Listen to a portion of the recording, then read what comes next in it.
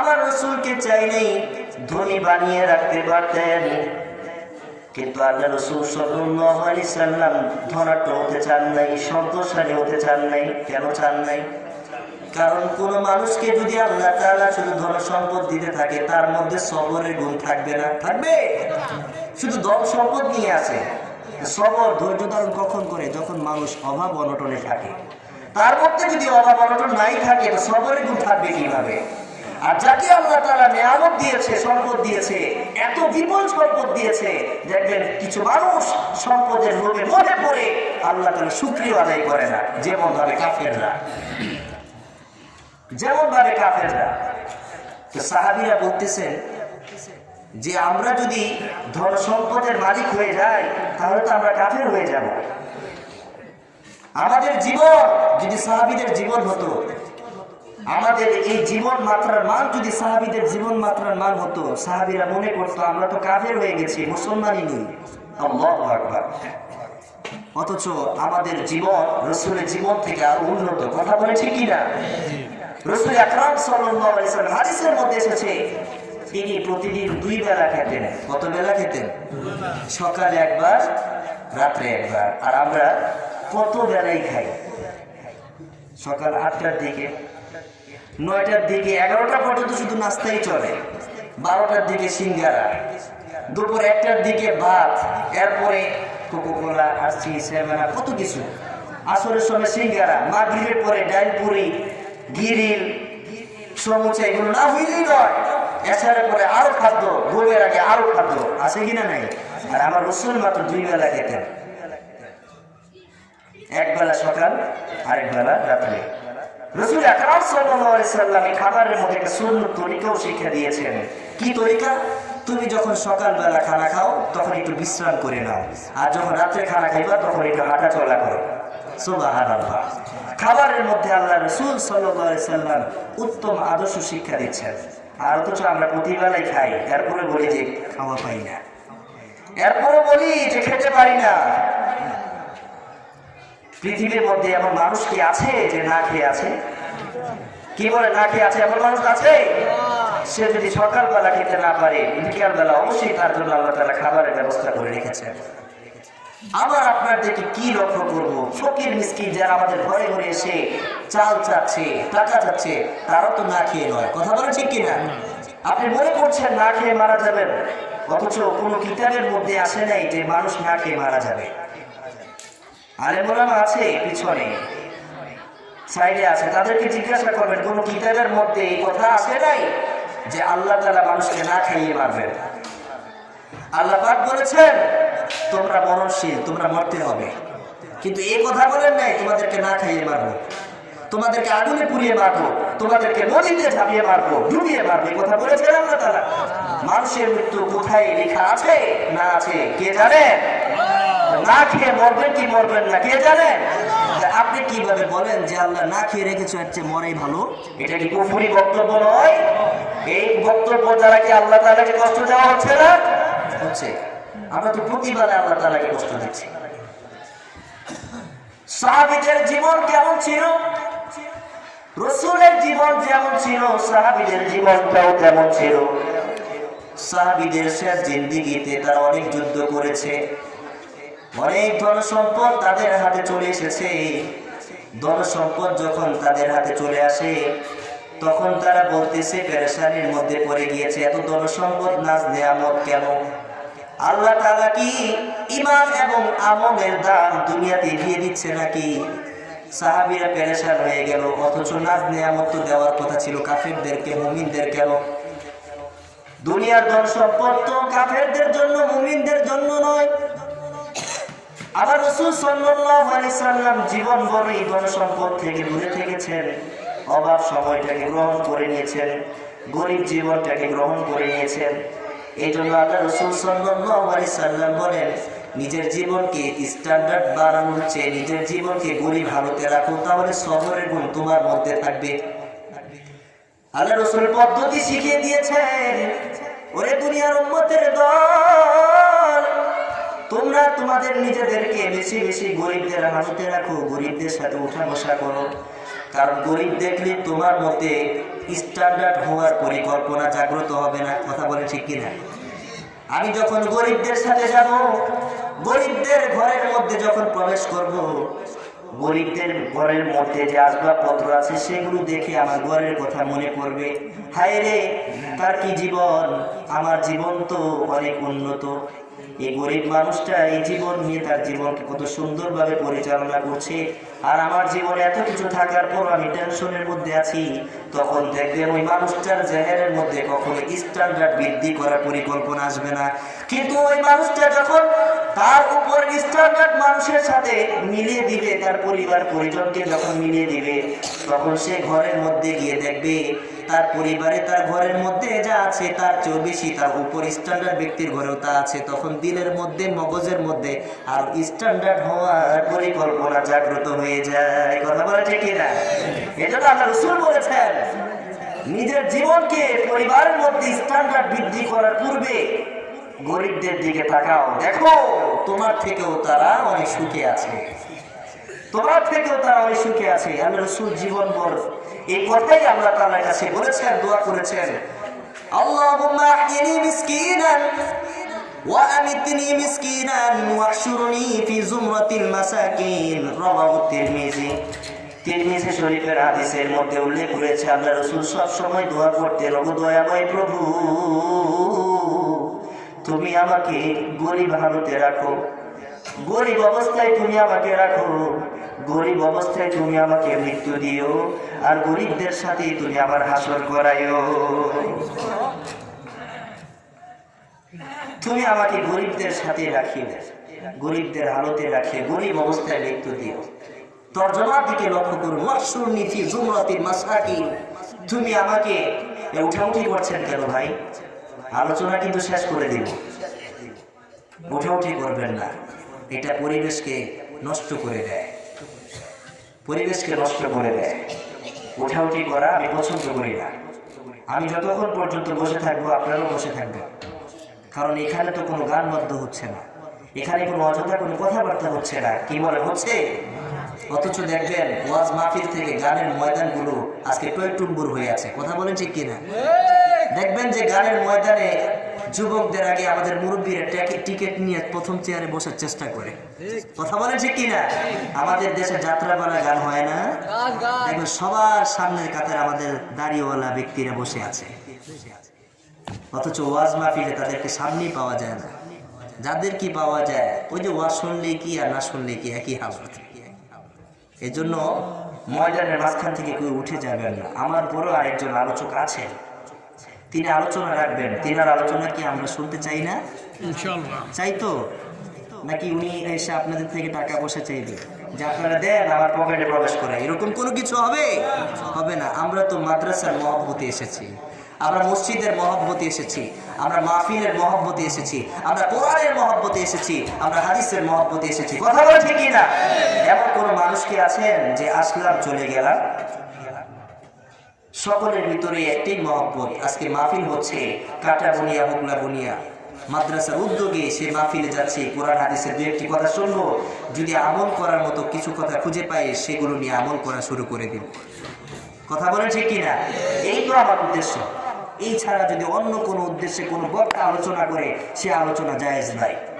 এই উদ্দেশ্য ছাড়া যদি কোনো শ্রোতা শ্রবণ করতে আসে, তার শ্রবণ করা সে আলোচনা জায়েজ নাই।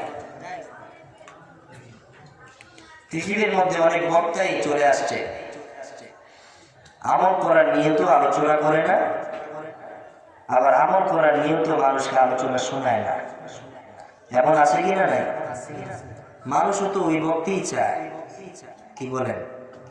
ইউটিউবের মধ্যে 100,000 বক্তা খুঁজে একজন বক্তা বের করে, যার সুরটা চমৎকার, যে গজল গাইতে পারে, যে সুন্দর সুর দিয়ে গজল গাইতে পারে, তারাও করতে পারে, আলোচনা করতে পারে, তাকেই মাহফিলে দাওয়াত দেয়। অথচ একটিবারও লক্ষ্য করেন না, বিবেকের মধ্যে আনেন না, ওই বক্তা যার ছাত্র, যে শিক্ষক, এই শিক্ষক তো এখন মাহফিলের ময়দানে নামে নাই। সে শিক্ষকের ছাত্র হচ্ছে এই ছাত্র যে সুর দিয়ে বক্তব্য দিচ্ছে, তাকে প্রাধান্য দেওয়ার আগে তার শিক্ষককে প্রাধান্য দেওয়া উচিত। কথা বলে ঠিক কিনা? আমাদের অনেক বড় বড় আকাবিররা এখনো তালিমের অবস্থায় আছেন, ইলমের হালতে আছেন, তারা মাদ্রাসা ছাত্রদেরকে শুধু ইলম শিখাচ্ছেন, ওয়াজের ময়দানে এখনো তারা পরিপূর্ণভাবে নামে নাই। যারা সুর দিয়ে আজকে বয়ান করছে, যাদের সুরে আপনারা পাগল হয়ে আছেন, তাদেরকে প্রাধান্য দেওয়ার আগে যাদের কাছে তারা ইলম শিখেছে তাদেরকে প্রাধান্য দেওয়া উচিত। কেন? তাদের থেকে যারা শিক্ষক ছিলেন তাদের আলোচনা আরো গভীর থেকে গভীরতম হয়ে থাকে। কথা বলে ঠিক কিনা? কারণ একজন শিক্ষক সারা রাত মোতালা করে সকালবেলা সে 1 ঘন্টা 10 প্রদান করে, এই 1 ঘন্টার গভীরতা একজন ছাত্রের মধ্যে থাকে না। একজন ছাত্র মোতালা ছাড়া সবকের মধ্যে বসে, আর একজন শিক্ষক সারা রাত মোতালা করে 1 ঘন্টা সবক প্রদান করে, গভীরতা শিক্ষকের মধ্যে আছে, ছাত্রের মধ্যে নেই। ছাত্র যত বড় হয়ে যাক না কেন শিক্ষকের উপরে কখনো যেতে পারে না। কথা বলে ঠিক কিনা? সুরওয়ালা দুরওয়ালা চেয়ে লাভ নাই। যার মধ্যে এলেম আছে, যার মধ্যে আমল আছে, যে আমলের বক্তব্য দেয়, সুর ছাড়াই তার আলোচনা শুনতে হবে, তাহলে বরকত আসে। কথা বলেন ঠিক কিনা? তাহলে বরকত আসে। বরকত এমনি এমনি আনা যায় না রে ভাই। প্রত্যেকটা কাজের মধ্যে বরকত আসতে হলে আমল নিয়তটা সহি হতে হবে। সহি ছাড়া কোনো আমল গ্রহণযোগ্য নয়। বুখারী শরীফের প্রথম হাদিস, ইন্নামাল আমালু বিন্নিয়াত। সমস্ত কাজের ফলাফল তখনই তুমি পাইবা যখন নিয়তটা সহি বা গাদে। নিয়ত সহি রাখতে হবে। যে কথা বলতেছিলাম ভাইরা আমার, যে আল্লাহ রাসূল সাল্লাল্লাহু আলাইহি সাল্লাম বলছে, আমাকে তুমি গরিব হালতে রাখো, গরিব অবস্থায় মৃত্যু দিও, গরিবদের সাথে হাসর করাইও।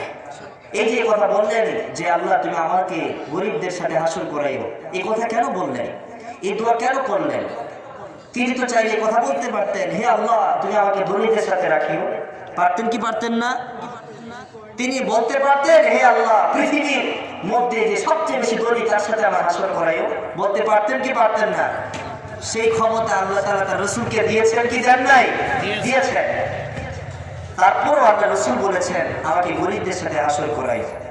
এই দোয়ার কি অর্থ? এই দোয়ার 2টা অর্থ।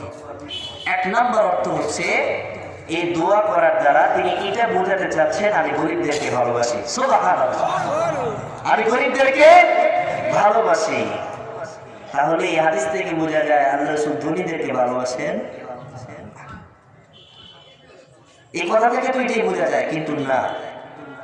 অন্য এক হাদিসের মধ্যে এসেছে, যারা আল্লাহ তাআলা নিয়ামত প্রাপ্ত, তাদের সেই নিয়ামত গুলো, ধন সম্পদ গুলো যদি রাসূলের তরিকায় ব্যয় করে, আল্লাহ তাআলার হুকুম মোতাবেক আল্লাহ তাআলার রাস্তায় ব্যয় করে, তারাও জান্নাতে রাসূলের সাথে থাকবে। কারণ সম্পদ তো কারণ নিজের কামাই নয়, সবকিছু আল্লাহ তাআলারই। কথা বলেন ঠিক কিনা?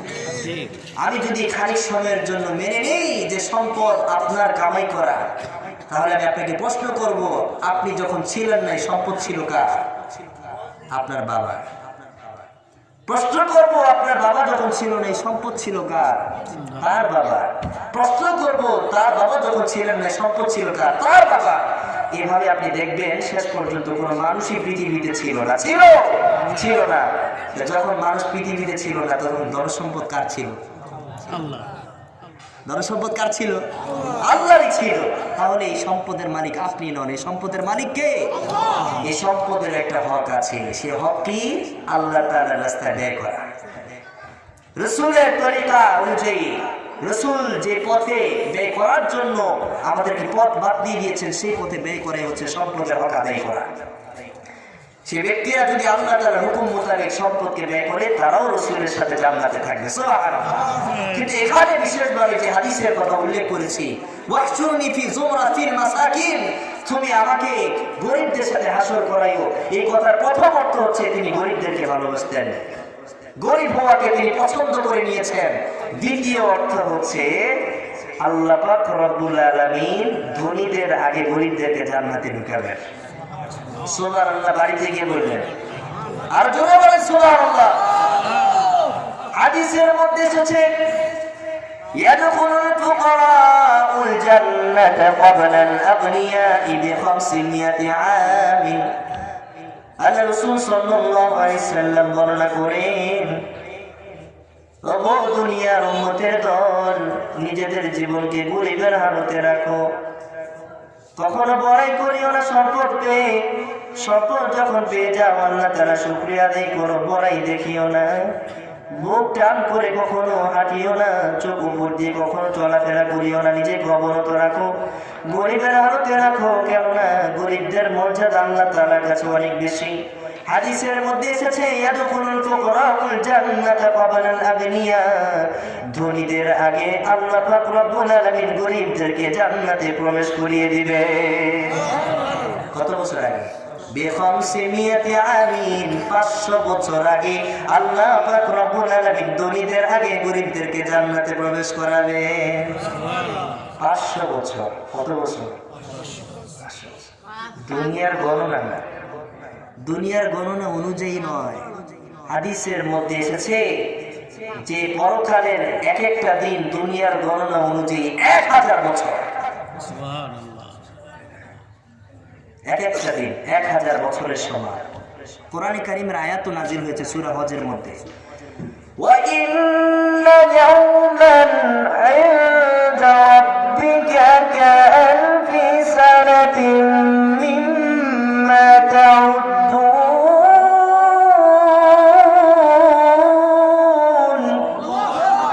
ওয়া ইন্না ইয়াওমান ইনদা রাব্বিকা কাআলফি সানাতিন মিম্মা তাউদ্দুন, সেই দিন পরকালের দিন, আলফি সানা, আলফুন হাজার, সানা মানে বছর। পরকালের দিন একদিন দুনিয়ার গণনা অনুযায়ী 1000 বছরের সমান। 500 কে 1000 দিয়ে গুণ দেন, কত হবে? কোটি কোটি কোটি বছর হবে। কথা বলে ঠিক কিনা? দুনিয়ার গণনা এত বছর আগে ধনীদের আগে গরিবরা জান্নাতে চলে যাবে। সুবহানাল্লাহ। এই হাদিস যদি কোনো গরিবকে শোনানো হয়, এই গরিব কখনো আর পেরেশানির মধ্যে থাকবে না। কথা বলে ঠিক কিনা? কিন্তু গরিবরা এই হাদিস সম্পর্কে অবগত নয়। সারাদিন ভিক্ষা করে ঘরের বেলায়, পরের বেলায় ঘরে গিয়ে আবার বসে আল্লাহকে গালিগালাজ করে। ওগো আল্লাহ, কি জীবন দিয়েছো, শুধু মানুষের দুয়ারে দুয়ারে যাইতে হয় আর হাত পাততে হয়।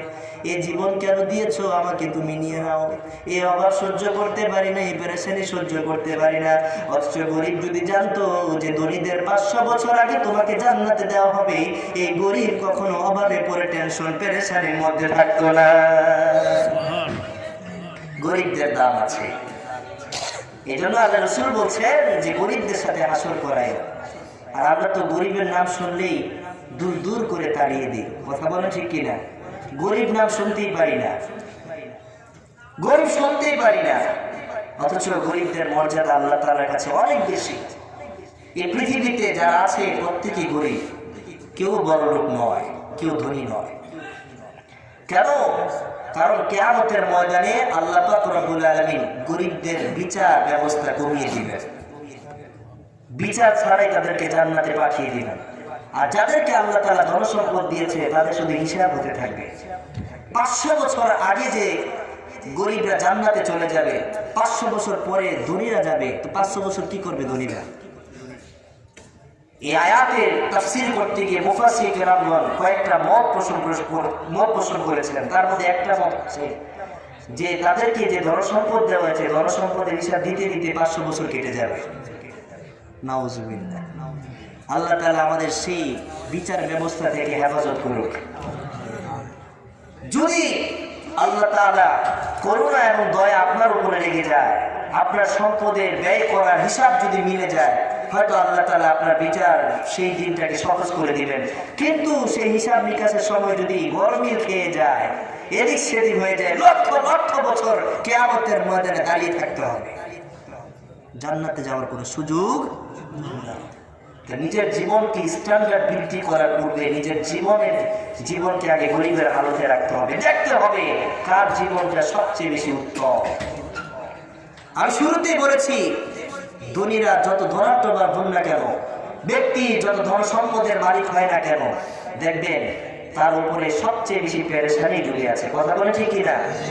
এরা সবচেয়ে বেশি পেরেশানির মধ্যে আছে। কারণ আমরা দুনিয়ার নিয়মই বলি, যার ধন সম্পদ বেশি তার ট্যাক্সও বেশি। কথা বলেন ঠিক কিনা? যার ধনসম্পদ বেশি তার ট্যাক্সও, কিন্তু যে গরিব যার ধনসম্পদ নাই তার কোনো ট্যাক্স আছে? আগের যুগে রাজা বাদশা ছিল, গরিব ছিল, তাদের কোনো ট্যাক্স দেওয়ার প্রয়োজন ছিল না, কারণ রাজা বাদশারাও জানতো এরা গরিব, নিজেদের ঘরই সামলাতে পারে না, আমাকে কি ট্যাক্স দিবে? কথা বলেন ঠিক কিনা?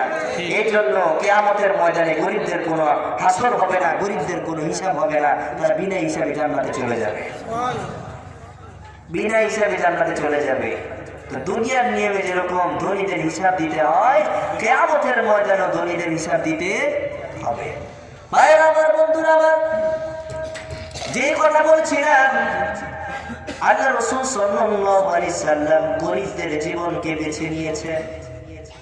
কখনো পালঙ্কের উপরে শুন নাই, নরম বিছানার উপরে শয়ন করেন নাই, নরম বিছানা তার মধ্যে ছিল না।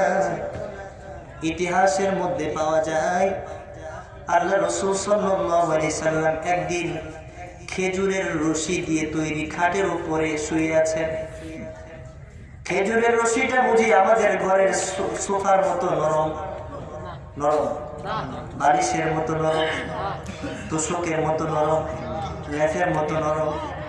এমন রশি রে ভাই, খালি গায়ে যদি নয়, তুমি যদি শার্ট পরো, সে রশির উপরে শয়ন করো, 10 মিনিট পরে উঠে দেখবা তোমার শরীরের মধ্যে দাগ পড়ে গিয়েছে। কথা বলেন ঠিক কিনা? ভাইরা আমার, রাসূলের জীবনটা কত কষ্টের ছিল, অথচ রাসূল সাল্লাল্লাহু আলাইহি সাল্লামকে আল্লাহ তাআলা সারা পৃথিবী দান করবেন বলে রাসূলের কাছে প্রস্তাব দিয়েছিলেন। রাসূল কারীম সাল্লাল্লাহু আলাইহি সাল্লাম ধনসম্পদ চান নাই, গরিবটাকে নিজের জন্য বেছে নিয়েছেন। খেজুরের রশি দিয়ে তৈরি খাটের উপরে শয়ন। ওমর ফারুক রাদিয়াল্লাহু তাআলা মুহূর্তের মধ্যে হাজির হয়ে রাসূলকে দেখলেন। রাসূল আকরাম সাল্লাল্লাহু আলাইহি সাল্লাম খেজুরের রশির উপরে শুয়ে আছে। ওমরের চোখ দিয়ে পানি পড়ে গেল, অজরে কাঁদতে শুরু করে দিলেন। রাসূলের ব্যথা, রাসূলের কষ্ট সাহাবীরা কখনো সহ্য করতে পারতেন না। অথচ পৃথিবীর মধ্যে ইমামকে যদি গালি দেওয়া হয়, আমরা তা স্বাচ্ছন্দ্যে গ্রহণ করিনি। কথা বলে ঠিক কিনা? পৃথিবীর মধ্যে চেয়ারম্যান ওয়ালারা, মেম্বার ওয়ালারা দেখবেন ইমামদেরকে এমন ভাবে অপদস্থ করে, আর তাদের সাথে তাল মিলিয়ে সাধারণ মানুষগুলো ইমামের বিরুদ্ধে কথা বলা শুরু করে দেয়। কথা বলে ঠিক কিনা? আমাদের দুনিয়ার নিয়ম নীতি এমন হয়ে গেছে। শেষ না? 5 মিনিট মাত্র, 5 মিনিট। আমাদের দেশের চেয়ারম্যান, মেম্বারগণ, কাউন্সিলরগণ, মেয়রগণ এত বড় সম্পদের মালিক হয়ে গিয়েছে, মসজিদে গিয়েও রাজনীতি করে। কথা বলেন ঠিক কিনা? আমার মসজিদে সুযোগ দিই না, সব মসজিদে সুযোগ দিল, আমার মসজিদে কোনো সুযোগ নাই। চেয়ারম্যান আসুক, প্রধানমন্ত্রী আসুক, সৌদি আরবের বড় ইমাম আসলেও আমার অনুমতি ছাড়া একটা বক্তব্য দেওয়া দিতে পারবে না। কথা বলেন ঠিক কিনা? এটা নিয়ম। মানুষ যখন গদিতে থাকে, গদি থেকে সরাইতে হলে তার অনুমতি লাগে, লাগে কি লাগে না? লাগে। কিন্তু আমাদের দেশের কিছু কিছু বড় বড় নাপিতওয়ালারা আছে, বুজুর্গ আছে, বুজুর্গ বুঝেন তো, যাদের মগজের মধ্যে শুধু গু দিয়ে ভরা, এদেরকে বলি বুজুর্গ। এরা মসজিদের ভিতরে ইমামতি সাজার চেষ্টা করে, মুয়াজ্জিন হওয়ার চেষ্টা করে, ইমামের হাত থেকে মাইক কিনে নিয়ে নিজে বক্তব্য দেয়। বক্তব্য কি বলে? ভোট দিয়ে ভাই, আগামী বছর রাস্তা ঠিক করে দিন। কথা বলেন ঠিক কিনা? আমরা তো লাইভের মধ্যে, ইউটিউবের মধ্যে দেখেন ইমামদেরকে কিভাবে অপদস্থ করা হয়, আলেমদেরকে কিভাবে অপদস্থ করা হয়। এক ইমামকে সরাসরি এক চেয়ারম্যান অপদস্থ করছেন, আর আমার আপনার মতো সাধারণ পাবলিকরা হা করে তাকিয়ে তা শ্রবণ করছে। কিছু কিছু পাবলিক বলছে, হুজুর, হুজুরকে ছেড়ে দেন, তা হুজুরের ভুল হয়ে গেছে। আরে হুজুরের ভুল হয়েছে কি হয় নাই, তুমি বলার কে? তুমি বলার কে? হুজুরের ভুল হয়েছে, তুমি ভুল বলতে কি বুঝো? তোমার ভিতরে তো ভুলের অভাব নাই। কথা বলে ঠিকই না? তুমি তো ভুল করতে করতে তোমার নিজের জীবনকে পরিচালিত করছো, তুমি হুজুরের ভুল কি ধরবা? হুজুরের ভুল হয় না, হুজুরের ভুল হয়ে যায়। তিনি করেন না, হয়ে যায়। আর আমরা ভুল করি, আমাদের দ্বারা হয় না। কথা বলেন ঠিক কিনা?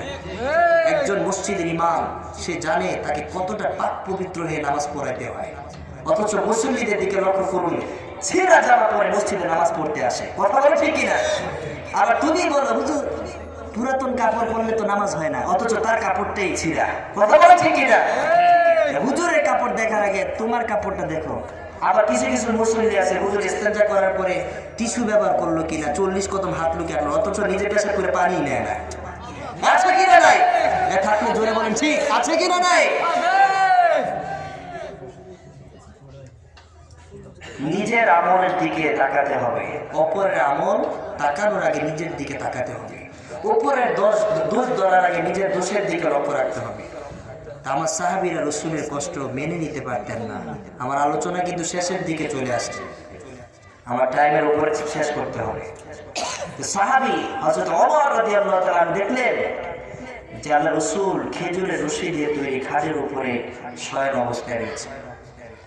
ওমর আল্লাহ রাসূল সাল্লাল্লাহু আলাইহি সাল্লামকে অবস্থায় দেখে আল্লাহ রাসূলকে বললেন, ইয়া রাসূলুল্লাহ, ইয়া হাবিবাল্লাহ, খেজুরের রশি দিয়ে তৈরি খাটের উপরে আপনি শয়ন, আপনার শরীরের মধ্যে দাগ পড়ে গিয়েছে। ওমরের চোখে পানি ওঠে, তিনি কাঁদতেছেন। ওমর রাদিয়াল্লাহু তাআলা সাথে সাথে বলছেন, ইয়া রাসূলুল্লাহ, ইয়া হাবিবাল্লাহ। অথচ দেখুন রোম এবং পারস্যের সম্রাটরা কত ঐশ্বর্যের মধ্যে তাদের জীবনকে পরিচালিত করছে, কত ধন সম্পদের মধ্যে তারা রয়েছে, আর মুসলমানদের এই দুরবস্থা, কাফেরদের এরকম সুখের অবস্থা, এমনটা কেন?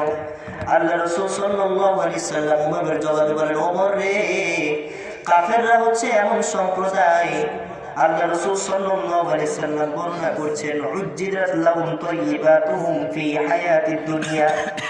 আল্লাহ রাসূল বলেন, এই কাফেররা হচ্ছে এমন সম্প্রদায় যাদের ভালো কাজের বদলাই আল্লাহ তাআলা দুনিয়াতে দিয়ে দিবেন, আখিরাতে পরকালে তাদের জন্য কিছু রাখা হবে না। উলাইকা লাহুম উজ্জিরাত, উলাইকা কওমুন উজ্জিরাত লাহুম তাইয়্যিবাতুহুম ফি হায়াতিদ দুনিয়া।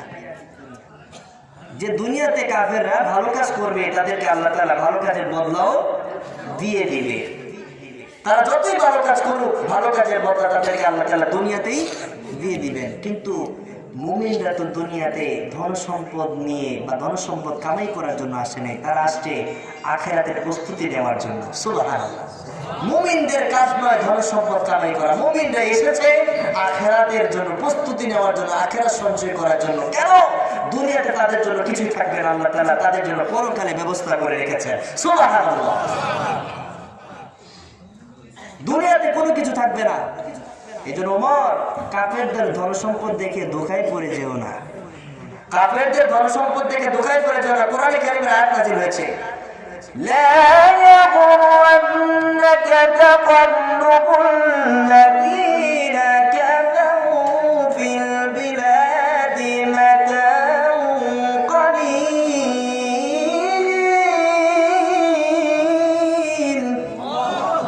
আয়াতের মধ্যে আল্লাহ পাক স্পষ্টভাবে ঘোষণা করে দিয়েছেন, কাফেরদের ধন সম্পদ দেখে ধোঁকায় পড়ে যাবে না। ধোঁকায় কিভাবে পড়ে? ওর ইটা আছে, আমার ইটা নাই, ওর বাড়িঘর আছে, আমার বাড়ি গাড়ি নাই। এই মানুষ যখন এই চিন্তা করে, তখন এক সময় সে দিন ধর্ম থেকে দূরে সরে যায়, শরীয়ত বুঝে না, হালাল হারাম বুঝে না। কথা বল ঠিক কিনা? এই জন্য ওমরকে আল্লাহ রাসূল হুঁশিয়ারি করে দিচ্ছেন, ওমর ধোঁকায় পড়ে যেও না, যা তোমাকে দিয়েছে তা নিয়ে তুমি শুকরিয়া আদায় করো। কেননা আমাদের জন্য আল্লাহ তাআলা পরকালে ব্যবস্থা করে রেখেছেন। পরকালে কি ব্যবস্থা করে রেখেছেন জানো? শুধু জান্নাত নয়, আল্লাহ পাক রব্বুল আলামিন মুমিনদের জন্য এমন সব আয়োজন করে রেখেছেন, পৃথিবীর কোনো দিল আজ পর্যন্ত কল্পনা করে নাই। সুবহানাল্লাহ।